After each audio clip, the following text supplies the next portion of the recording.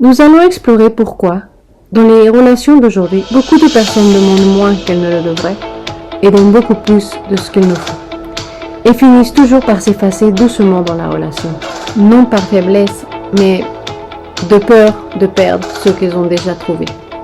Cet épisode n'est pas là pour accuser ni pour donner des recettes rapides. Il est là pour comprendre les dynamiques invisibles qui déséquilibrent les relations dès le départ. Et pour parler aussi de ce changement intérieur qui permet de rester ouvert, se perdre soi-même.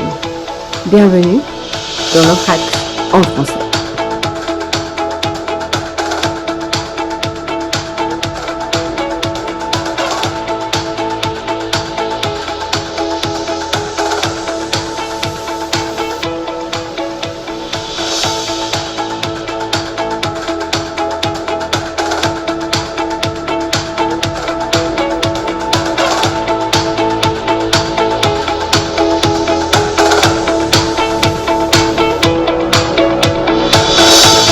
Salut et bonjour à tous, ici c'est Maïkaïla et bienvenue dans notre axe.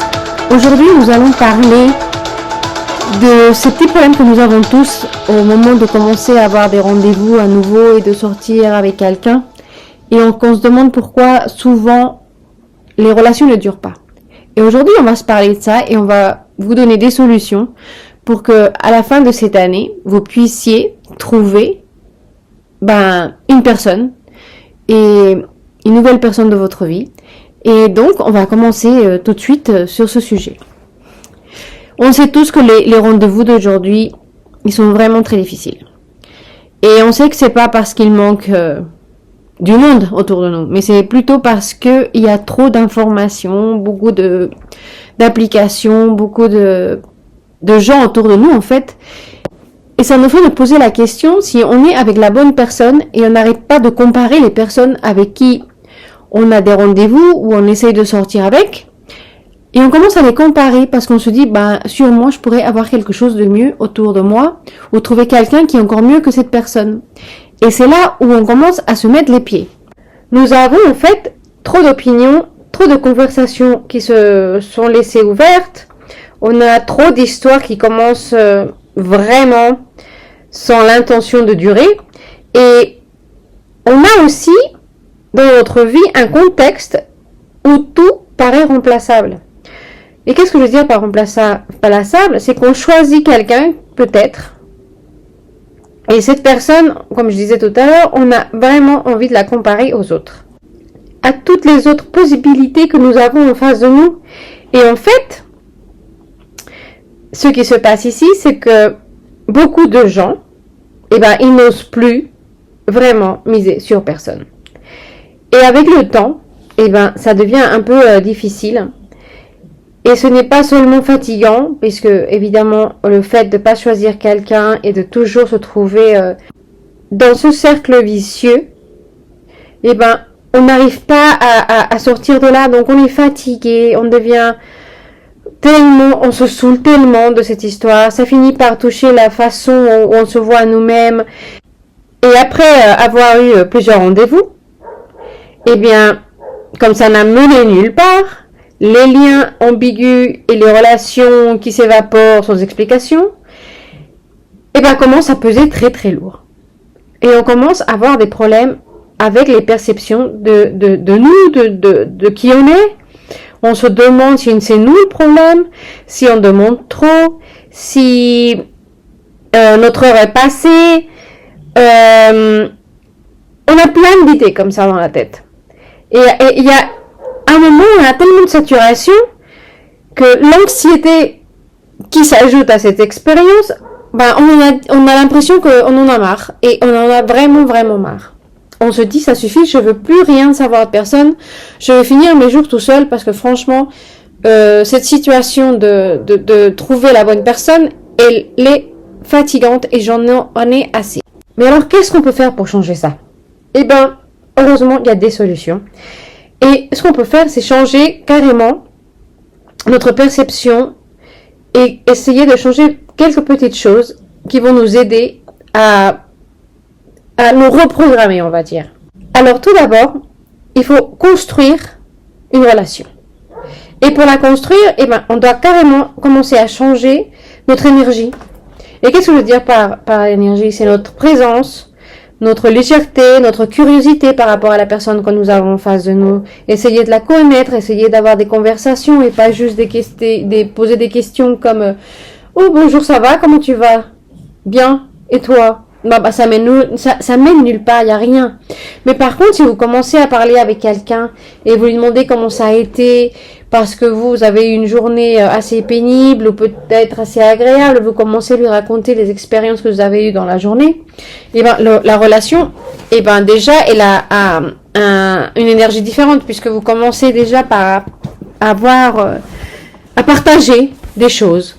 Et à connaître un petit peu mieux cette personne et que cette personne vous connaisse un petit peu mieux. Ce que je veux dire par là, c'est que si vous commencez par exemple à parler à cette personne et lui raconter des choses de votre journée ou que vous êtes allé au théâtre et que vous avez vu une pièce et que vous avez adoré et que les acteurs et que vous êtes, je sais pas, peut-être allé backstage et vous avez eu aux coulisses, on va dire, et que vous avez eu cette opportunité de parler avec l'acteur ou l'actrice principale et que vous l'avez trouvé exceptionnelle. Et en plus, elle était super sympa et agréable avec vous parce qu'elle avait les pieds sur terre. Et déjà, vous avez raconté des expériences avec cette personne qui, évidemment, ne sont pas des super expériences hyper intimes puisque, évidemment, vous n'allez pas quand même partager toutes vos histoires et vos secrets les plus intimes à cette personne que vous êtes en train de connaître. Mais ça vous aide à que cette personne s'ouvre aussi. Et vous, à vous poser des questions et être un peu plus curieux par rapport à cette personne et savoir un peu plus sur cette personne. Donc, cette chose est très importante. Et en plus, le fait de connaître un peu plus sur cette personne, en même temps, ça va créer une espèce nouvelle d'énergie. Et cette énergie peut créer aussi une nouvelle connexion. Parce que les connexions, parfois, on les a pas. Mais avec le temps, le fait de passer du temps avec une personne, ça peut créer cette connexion. Et c'est pour ça que c'est si important d'être un peu curieux. La connexion est importante puisque une fois qu'on a réussi à avoir cette connexion émotionnelle, évidemment, on commence à avoir aussi ce sentiment que on peut évoluer et que cette relation, elle n'a pas l'impression que elle va partir tout de suite en cacahuète. Et comme ça, on va éviter cette fatigue d'avoir une personne en face de nous avec laquelle on a la sensation qu'on va nulle part. Et ceci va nous éviter aussi de commettre une autre erreur qu'on fait souvent parce qu'on a tellement peur de perdre cette chose qu'on a ou ce petit espoir d'avoir une relation avec cette personne. On commence à commettre des grosses erreurs et avoir une personne avec qui on peut parler et on commence à créer une connexion va nous éviter, comme je vous disais, à commettre d'autres erreurs comme par exemple être toujours disponible quand cette personne veut nous voir ou a besoin de nous. Et on est toujours là à attendre n'importe quel appel ou n'importe quel texto qui nous disent qu'ils veulent nous voir. Et ce qu'on fait, c'est qu'on commence à adapter notre agenda par rapport à ce que cette personne attend de nous. Et là, c'est vraiment une très très grande erreur. On est en train d'apprendre à cette personne qu'on est toujours à sa disponibilité au moment où elle en a besoin, ou au moment où elle veut nous voir. Et en général, on le fait parce qu'on veut que cette personne se rende compte qu'on est intéressé. Mais malheureusement, ce qui arrive, c'est que ça donne exactement l'effet contraire. Ça donne la mauvaise impression. Et cette personne, ce qu'elle apprend, c'est pas que nous, on veut être là parce qu'on a envie de la voir aussi, mais ce que cette personne aperçoit, c'est que nous n'avons aucune vie, aucune autre intention, aucun autre intérêt que cette personne. Et donc, on perd de la valeur à ses yeux, puisqu'elle n'a rien à faire, pas d'effort, rien. Et nous, on sera toujours là. Et ça, c'est une très, très, très grosse erreur, puisque ça donne exactement l'effet contraire. Une autre erreur aussi, c'est que malheureusement, on commence aussi à devenir émotionnellement disponible pour cette personne. Et aussi, on commence à faire une priorité de cette personne. On la laisse rentrer très facilement dans notre vie. Et c'est même pas parce qu'on est naïf, mais c'est parce qu'on croit que c'est comme ça qu'on va prouver à cette personne qu'on est une personne qui vaut la peine et que on a vraiment envie d'être avec cette personne. Et donc, malheureusement, comme je vous disais, on perd de la valeur. Et alors, en réalité, il faut comprendre que la réalité se construit. Et elle se construit en faisant des choses complètement contraires à celles qu'on fait. Et qu'est-ce que je veux dire par là? C'est par mettre des limites. Parce que tout ce qu'on fait, nous, c'est d'essayer de plaire à cette personne. Et on oublie les choses importantes aussi. Qu'est-ce qui est important? Savoir si cette personne est la bonne pour nous, si la façon où elle nous répond, elle est bien ou pas. On oublie de dire les choses qui nous plaisent pas. On essaye de tout faire juste pour que cette personne dise, ah, j'adore cette personne. Et c'est pas bien parce qu'on s'oublie à nous-mêmes. On s'oublie de dire les choses qui nous déplaisent. On oublie de dire les choses qu'on aime. On oublie de lui dire la façon où on aime d'être traité, de la façon où on aime bien faire les choses qu'on permet, les choses qu'on permet pas. Et on s'oublie. Et tout ça parce qu'on a peur de perdre cette personne. Qui en plus n'a montré vraiment rien d'extraordinaire pour nous faire comprendre qu'elle veut être avec nous. Donc on se fait une histoire. Et ce qui se passe ici, c'est que comme cette personne, elle nous voit si facilement remplaçable puisqu'elle sait qu'on sera là et qu'elle nous voit plutôt plus comme une option que comme une personne qui vaut vraiment la peine, et maintenant on se pose des questions et on se dit que il y a quelque chose en nous qui cloche.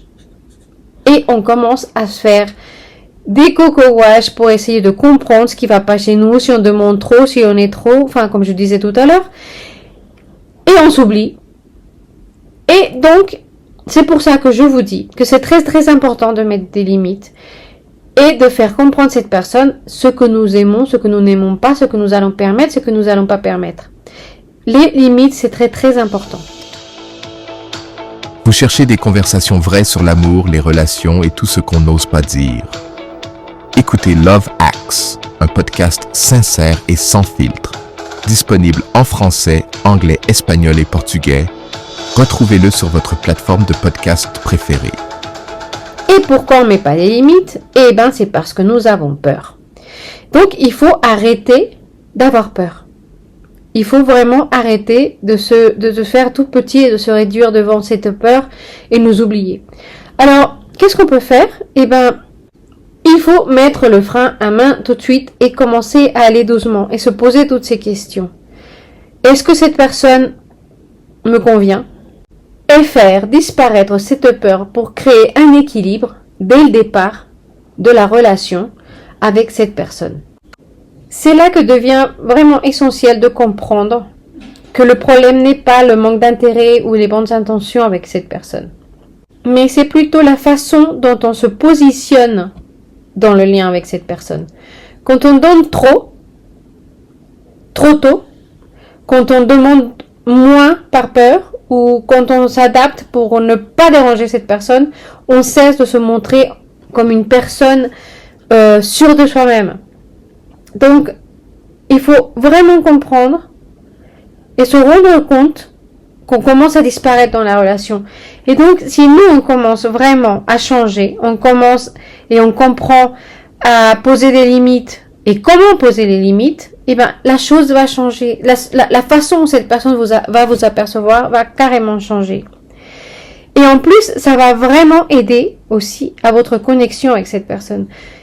Je vous jure que mettre des limites et être honnête avec les choses que vous voulez et comme vous voulez qu'elles se passent et les choses que vous allez tolérer et les choses que vous n'allez pas tolérer peuvent vraiment changer toute la relation dès le départ. Et la clé de tout ça est d'apprendre comment mettre des limites. Parce qu'il y a une façon de les mettre. Je parle pas d'une façon froide ou d'une façon égoïste ou d'une façon, comment dire, agressive. Ce que je veux dire, c'est que c'est pas une question de froideur ou de construire des murs. Il s'agit plutôt de savoir comment le faire avec, peut-être en douceur ou ou peut-être en laissant une invitation ouverte ou peut-être aussi d'une façon rigolote ou sympa. La façon où on va transmettre de quelle façon nous aimons les choses et quelles choses il faut vraiment respecter pour que cette personne se rende compte que nous avons des limites. Et je veux dire une limite, pas les stratégies, parce que les stratégies, c'est on essaye quelque chose, si ça n'a pas marché, on va la changer et on va en essayer une autre. Non, une limite, c'est quelque chose que nous allons faire et nous allons dire et nous allons vraiment lui faire comprendre avec des faits que nous ne sommes pas d'accord avec ça. Et que on veut des fois des choses de certaine manière et qu'il faut vraiment essayer de nous les comprendre et de les respecter. On se perd souvent quand on pose des limites parce qu'on ne sait pas comment maintenir les limites. Il faut vraiment comprendre l'importance et la valeur avec laquelle on se communique. Et quand on arrive vraiment à mettre des limites, le vrai changement arrive. Parce que on apprend à dire ce qu'on veut avec beaucoup de calme. Et souvent, au lieu de dire ce qu'on pense, on finit par donner des explications, des justifications excessives. Et franchement, ça arrive nulle part. Alors, je vais vous donner un exemple avec une petite histoire. Et on va dire que c'est un couple où deux personnes qui veulent devenir un couple, ils sont en train de voir si ça va marcher ou pas. On va dire que ils commencent à sortir. Et donc, cette semaine, ils avaient décidé que mademoiselle allait choisir le restaurant de sa préférence pour aller dîner. Et qu'ils allaient se voir aux alentours de, on va dire, 19h30. Et vers 17h, monsieur décide d'appeler mademoiselle pour lui dire que, en fait, il va avoir du mal à aller au restaurant où elle voulait y aller. On va dire qu'elle voulait manger un sushi. Parce que il avait un rendez-vous de travail et que pour lui, ça allait être beaucoup plus compliqué de se déplacer et aller à ce restaurant-là avec mademoiselle. Et donc, nous, ce qu'on ferait si on a peur, c'est dire, ok, il n'y a pas de souci, je te rejoins là où tu es et on décide où est-ce qu'on peut aller manger. Et là, c'est la pire erreur que vous pouvez faire. Parce qu'encore une fois, vous êtes en train de faire ce que monsieur veut. Et donc, la meilleure façon de résoudre ce problème, c'est de lui répondre ce petit texto en lui disant écoute, il n'y a pas de problème, mais si je me trompe pas, cette fois, c'est bien mon tour de choisir le restaurant. Et tu mets un petit smiley face après avoir écrit cette phrase dans ton texto. Et ensuite, tu continues. Et en plus, j'aimerais bien que tu viennes parce que franchement, j'aimerais bien te faire goûter ce sushi. Ils ont en plus un super bon dessert. Et j'ai acheté un tableau et je sais que tu aimes beaucoup l'art et j'aimerais voir ton opinion. Là, c'est la meilleure réponse parce que ce qu'elle fait, c'est de lui dire, écoute, cette fois, c'est moi qui devais choisir. Donc, c'est à toi de me rejoindre au restaurant où c'était prévu. Et en plus, elle lui dit que le sushi, dans ce restaurant de sushi, ils ont un super bon dessert qu'elle a envie de lui faire goûter, et qu'en plus elle veut lui montrer un tableau qu'elle a acheté parce qu'elle aime bien l'art. Mais là, ce qu'elle fait, c'est que d'un côté, elle lui dit que c'est bien son tour de choisir le restaurant, donc c'est à lui de aller au restaurant de son choix, et en plus, elle lui fait une invitation, on va dire, en lui disant qu'elle veut lui faire goûter un super bon dessert et qu'en plus elle a un tableau et que ce tableau, c'est une invitation ouverte à la rejoindre. Mais dans ces cas-là, la fille, elle avec le smiley face, elle se montre, elle montre une communication aimable, agréable, même coquine avec le petit emoji parce qu'elle lui dit que c'est pas grave. Et en faisant ça, elle montre quand même qu'elle est pas fâchée, quoi. Que en plus, elle le prend avec de la bonne humeur. Donc c'est un message qui passe très bien. Mais quand elle lui dit elle voudrait lui faire goûter le dessert et elle lui parle du tableau, elle lui fait une invitation dans le message en lui disant oui, mais non seulement c'est mon tour de choisir, mais en plus j'aimerais bien que tu vois ça et que tu goûtes ce dessert. Donc il y a une invitation ouverte. Et là, ça dépendra de la réaction de monsieur. Là, il peut bien dire, bon, écoute, je te rejoins, je vais faire mon possible pour arriver, t'inquiète pas, j'ai hâte de voir le tableau et de goûter au dessert. Ou, la deuxième façon de répondre, c'est de lui dire, écoute, ça serait plus simple pour moi aujourd'hui que tu te déplaces, puisque je suis un peu en retard et avec ces gens-là et le rendez-vous de travail, je sais pas à quel moment je pourrais vraiment être libre et si je serai à l'heure. Et là, il y a encore deux choix. Soit la fille, elle dit d'accord, je te rejoins, ou elle remet des limites. Et là, elle peut carrément lui dire bon, écoute, ne t'inquiète pas. Je comprends que ça se complique un peu avec les gens du travail à cause de ce rendez-vous, mais t'inquiète pas, on peut toujours se voir un autre jour, il n'y a pas de souci. Donc écoute, courage et bon continuement avec ton boulot et avec ces gens-là. T'inquiète pas. Et c'est bon. Elle envoie le petit message. Et là, ce qu'elle fait, c'est qu'elle a carrément éliminé l'invitation. Et là, elle a mis des limites. Elle lui dit, bon, écoute, si t'es si occupé que tu peux pas te déplacer et me rejoindre dans le sushi où c'était mon tour de choisir, mais écoute, on le refera une prochaine fois. Et là, il y a rien de méchant, il y a rien. Elle a simplement dit, bon, écoute, il y a pas de souci. Bon courage, bon continuisement. Et puis, voilà. Et le message est passé. D'avoir créé une invitation et lui avoir donné un choix, au moment de reculer, elle lui a enlevé l'invitation. Donc là, il y a deux solutions. Soit il se revoit une autre fois, ou carrément, il décide d'aller la voir. Mais c'est parce qu'en même temps, elle a mis des limites, et la façon dont elle l'a fait, c'était vraiment très intelligent de sa part, puisque même si elle avait envie de le voir, elle lui a fait comprendre, écoute, c'est mon tour, j'ai envie de te voir, et c'est pour ça que je veux que tu viennes goûter ce dessert et voir le tableau. Mais si toi tu peux pas, il n'y a pas de problème, on se voit une autre fois. Au moment où elle a fait l'invitation et que lui a décidé de repousser, elle lui a enlevé l'invitation, et c'est là où elle a encore laissé bien clair que si il n'a pas l'intention de la rejoindre et d'aller dîner au restaurant où c'était son tour de choisir, il se verrait pas ce jour-là. Et même si elle avait envie, même si elle avait vraiment envie de voir cette personne, elle n'a pas cédé. Et c'est ça qui est intéressant. Et c'est ça qui est important. Elle a mis des limites d'une façon agréable, sans agressivité, sans se mettre en colère. Et c'est ça qu'il faut éviter. Il faut leur faire comprendre, sans mettre des murs, sans construire des barrières, sans se mettre de mauvaise humeur, sans devenir agressive. Rien. Juste faire passer le message. Et là, d'une façon douce ou d'une façon rigolote ou d'une façon quelconque agréable, évidemment, pas méchante, pas en colère, lui faire comprendre que cette fois-ci, ça sera pas sa façon, que s'il a envie de te voir, il doit aussi faire des efforts. Et c'est ça qu'on doit comprendre. Si je te donne 3 pommes, tu me donnes 3 pommes ou 3 pommes et demie, et moi, la prochaine fois, peut-être que je te donnerai 1 pomme et demie.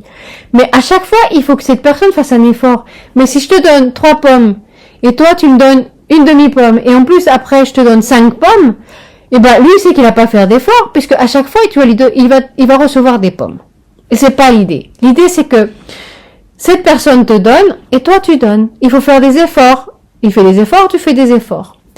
Et c'est ça, c'est comme une danse. Si moi je fais 3 pas, toi tu fais 3 pas, et peut-être 3 pas et demi, et moi je te rejoins avec un 4e.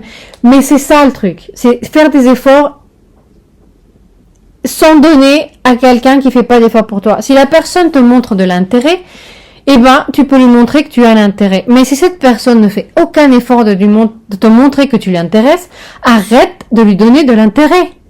Parce que à ses yeux, tu perds de la valeur. Et c'est là où tout part en cacahuète. On a tellement peur de perdre cette personne qu'on lui donne tout. On est dispo tout le temps. On est là quand ils veulent. Et même s'ils font rien, on leur montre qu'on est disponible et qu'on sera là à n'importe quel moment quand ils auront besoin de nous. Et c'est ça le problème.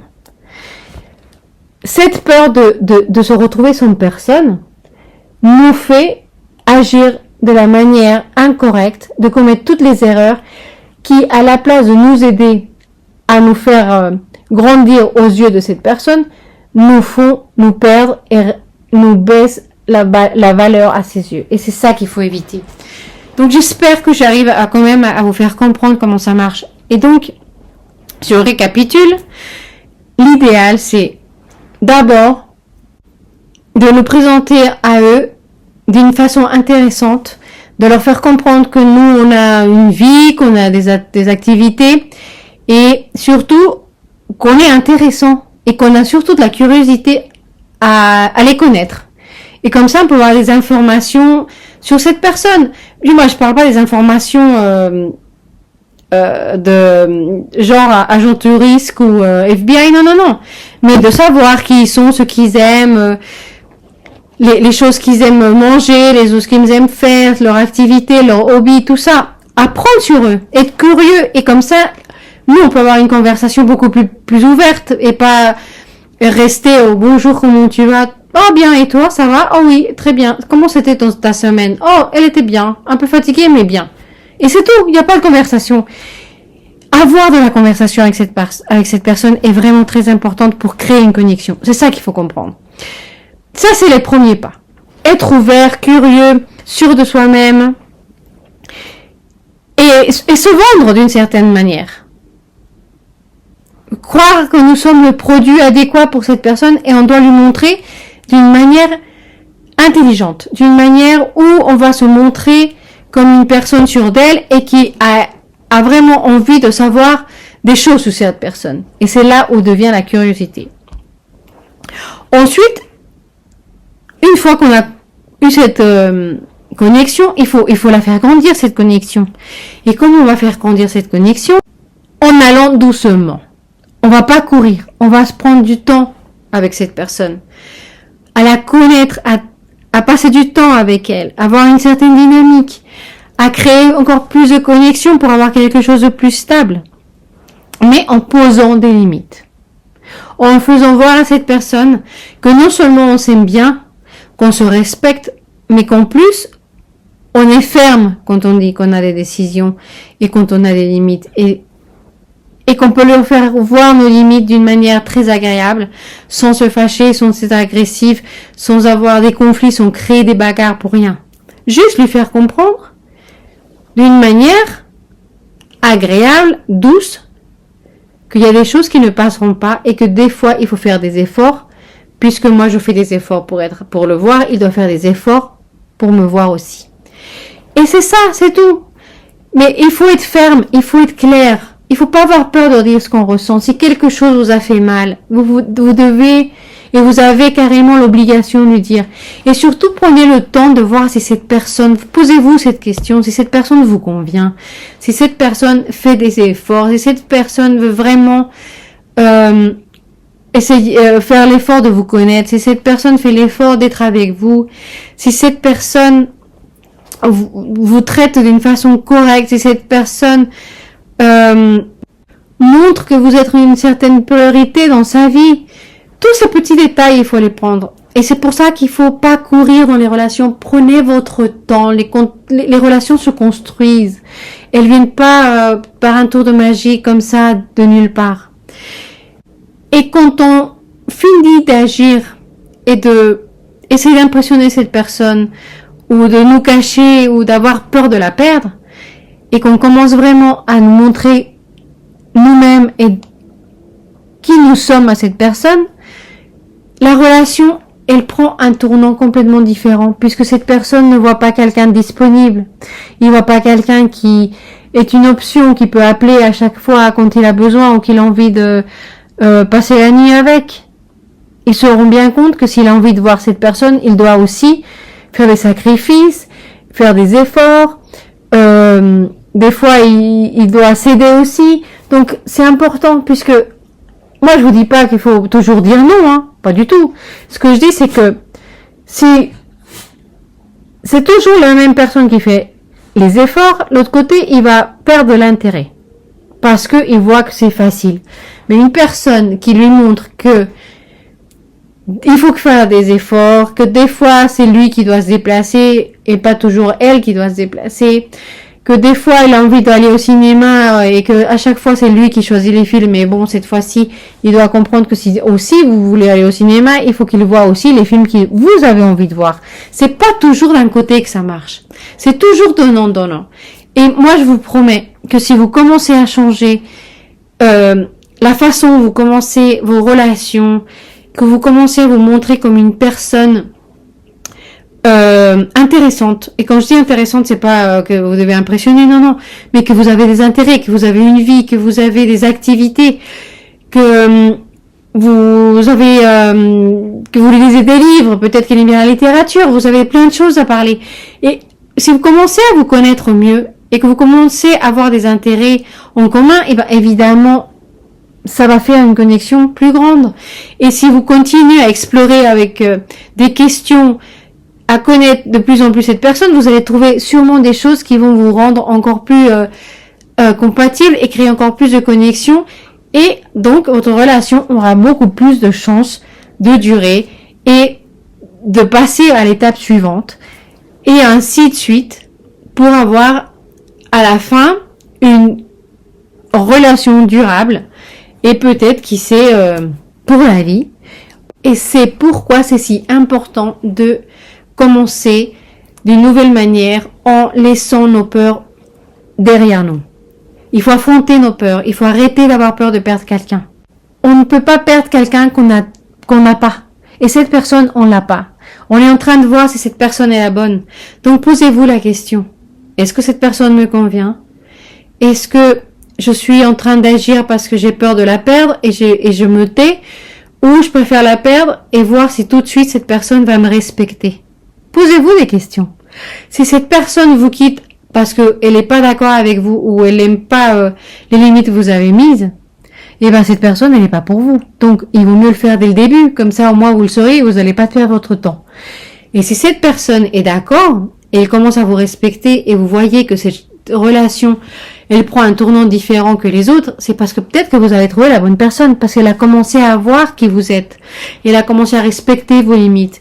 Elle a commencé à faire des efforts que les autres ne faisaient pas. Et c'est là où vous allez vous rendre compte l'importance des limites. Et moi, je vous le dis, les limites, c'est les choses les plus importantes. C'est le top des relations. Et je vous jure que ça va vraiment vous aider à trouver la bonne personne. Une personne qui vous respecte pas, c'est pas une personne pour vous. Une personne qui respecte pas les choses que vous n'aimez pas ou les efforts que vous lui demandez de faire pour être avec vous, elle n'est pas pour vous. Eh bien, j'espère que vous avez aimé ce podcast et j'espère aussi que nous allons nous voir tout le long de l'année pour continuer à travailler sur tout ce que nous sommes en train de parler sur ce podcast, puisque maintenant vous avez les pas à suivre. Il faut les suivre, ces petits pas. Et si on peut vous aider à les suivre et à vous aider à trouver un partenaire avant la fin de l'année ou pour la fin de l'année, que vous ayez déjà une nouvelle relation, ça sera super génial. Et donc notre mission sera accomplie parce que vous avez trouvé quelqu'un avant de la fin de l'année. Écoutez, je vous embrasse très très fort et on se voit la semaine prochaine. Allez, ciao!